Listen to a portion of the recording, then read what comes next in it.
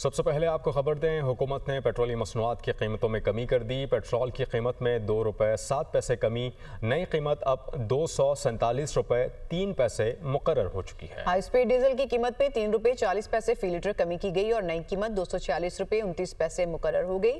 Light diesel 1 روپے 3 پیسے اور مٹی کے تیل کی قیمت میں 3 روپے 57 پیسے کمی کی گئی۔ نئی قیمتوں کا اطلاق آج رات 12 بجے سے ہوگا۔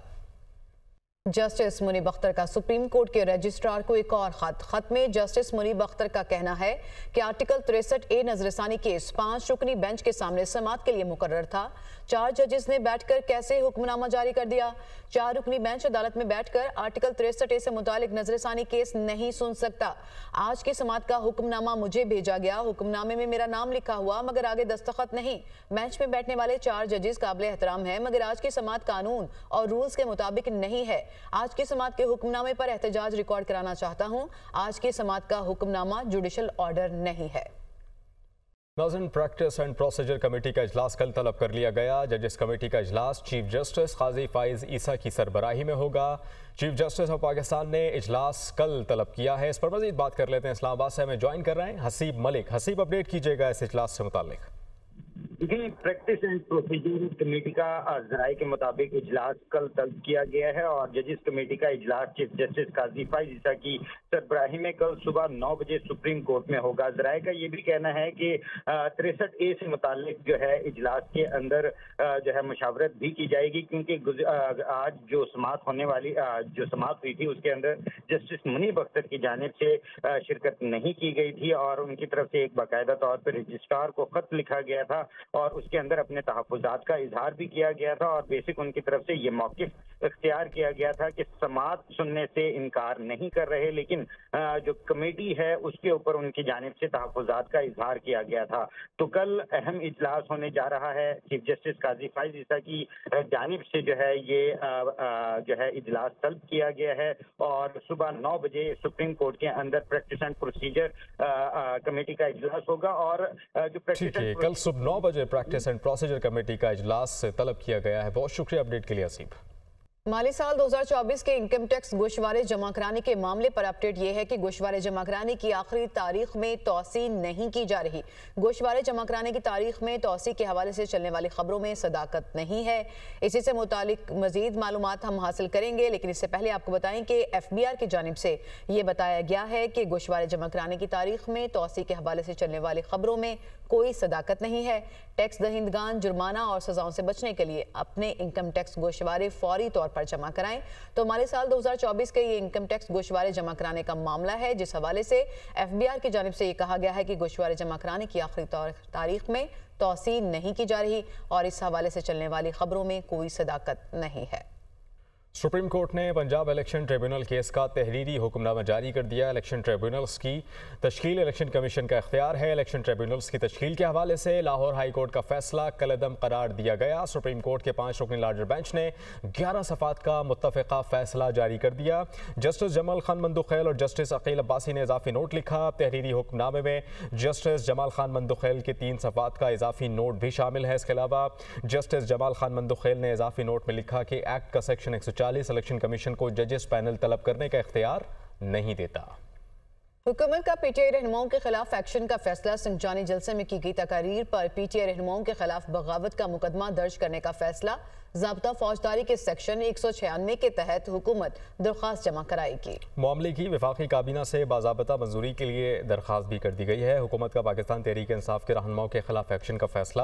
سنجانی جلسے میں کی گئی تقاریر پر پاکستان تحریک انصاف کے رہنماؤں کے خلاف بغاوت کا مقدمہ درج کرنے کا فیصلہ ہو گیا ہے۔ اس کے علاوہ باضابطہ طور پر ضابطہ فوجداری کے سیکشن 196 کے تحت حکومت درخواست جمع کروائے گی۔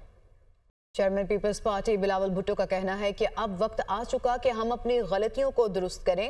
پاکستان کا عدالتی نظام دہشت گردی کے متاثرین کو انصاف نہیں دلوا سکتا۔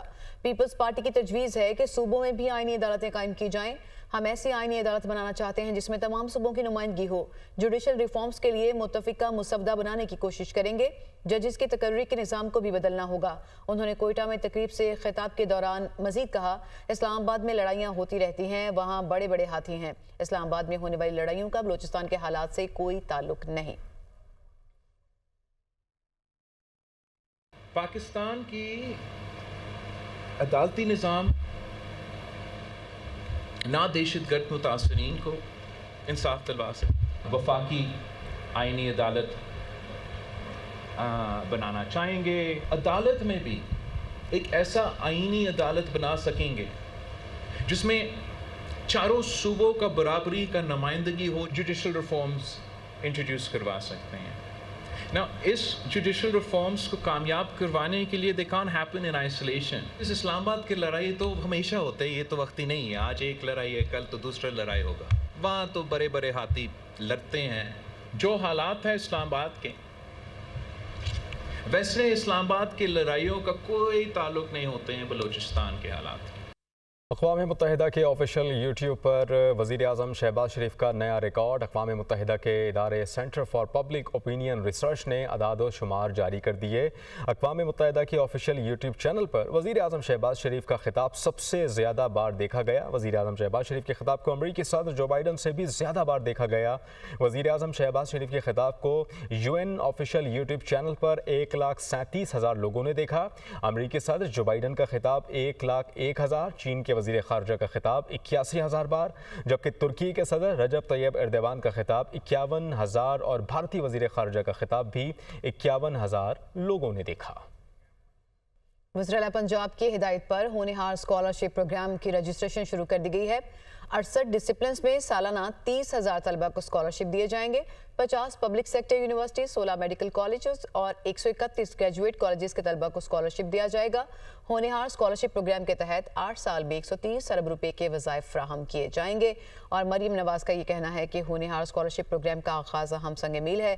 ہونہار اسکالرشپ پروگرام مستحق اور ہونہار طلبہ کی معیاری تعلیم تک رسائی کو یقینی بنائے گا.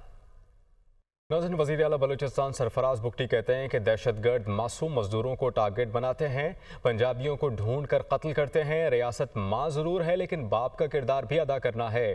1-2 مرتبہ گلے سے لگانا ہے, مجبور نہ کریں کہ دیوار سے لگانا پڑے.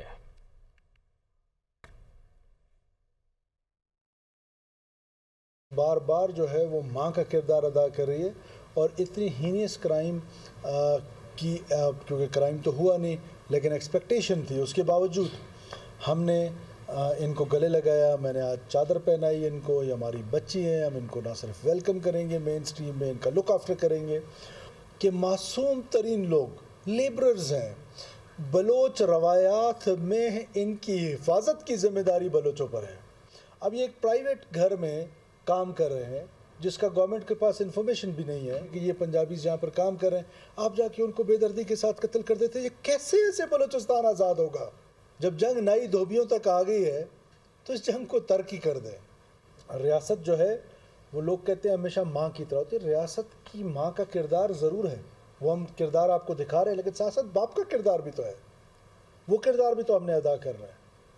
ہم 1 دفعہ ہوگا, 2 دفعہ ہوگا لوگوں کو گلے لگائیں گے, لیکن تیسری دفعہ تو آپ ہمیں مجبور نہ کریں دیوار سے لگا کے کہ ہم وہ کام کرنے لگ جائیں, میس مائگریشنز کرنی پڑیں. جب ملٹری جاتی ہے یا آپریشنز ہوتے ہیں تو اس کے پھر اپنے کانسیکوینسز ہیں. حکومت پنجاب کا پارلیمانی سیکریٹریز اور وزراء کے پروٹوکول کے لیے لگژری گاڑیاں خریدنے کا فیصلہ.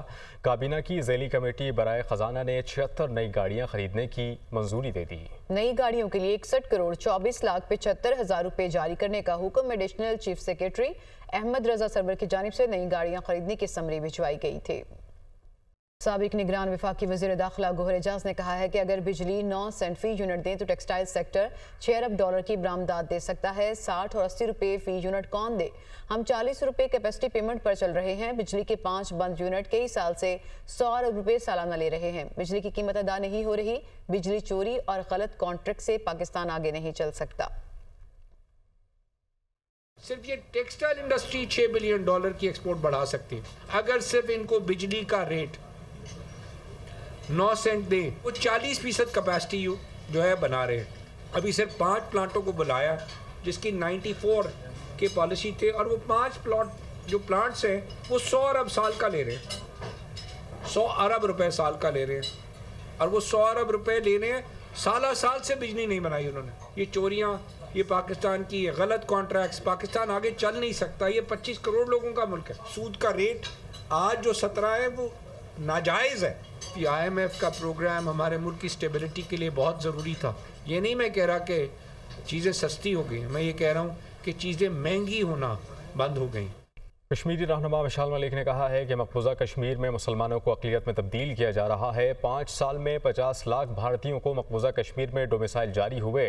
हिंदुओं को मकबूजा कश्मीर में ज़्यादा सीटें अलॉट की गईं। वो डिस्ट्रिक्ट बार इस्लामाबाद में तकरीब से खिताब कर रही थी। 5 अगस्त से लेकर अब तक जो 5 साल गुजरे हैं उसके अंदर हमने देखा है डिस्प्यूटेड टेरिटरी के अंदर ऑलमोस्ट 50 लाख इंडियंस को यहाँ पे डोमिसाइल इशू किए गए और जो कश्मीरी हैं जिनका वतन है, जो वहाँ की जिन्होंने कुर्बानियाँ दी हैं अपनी हक़ खुद इरादियत के लिए, अपनी आज़ादी के लिए, वो वहाँ पे माइनॉरिटी में तब्दील हो जाएंगे। डीलिमिटेशन के तहत और भी ज़्यादा सीट्स अलॉट की गई हिंदुओं को, चाहे वो जम्मू के अंदर है, चाहे वो श्रीनगर के अंदर उनको अलॉट करना। कश्मीर को जिस तरीके से हाईजैक किया जा रहा है और सबसे बढ़ के कि सारी की सारी जो आपकी क़यादत है हमारी, उनको जेलों के अंदर बंद किया हुआ है, उनको टॉर्चर किया जा रहा है। ये दुनिया के सामने बहुत बड़ा एक ड्रामा रचाया गया है। वफाकी काबीना का कल होने वाला इजलास मुलतवी कर दिया गया। अहम खबर आई है, कल वफाकी काबीना का इजलास तलब किया गया था। इसी से मुताल्लिक़ खबर यह है कि वो इजलास अब तलब कर दिया गया, मुलतवी कर दिया है। वफाकी काबीना का कल होने वाला इजलास अब मुलतवी हो चुका है।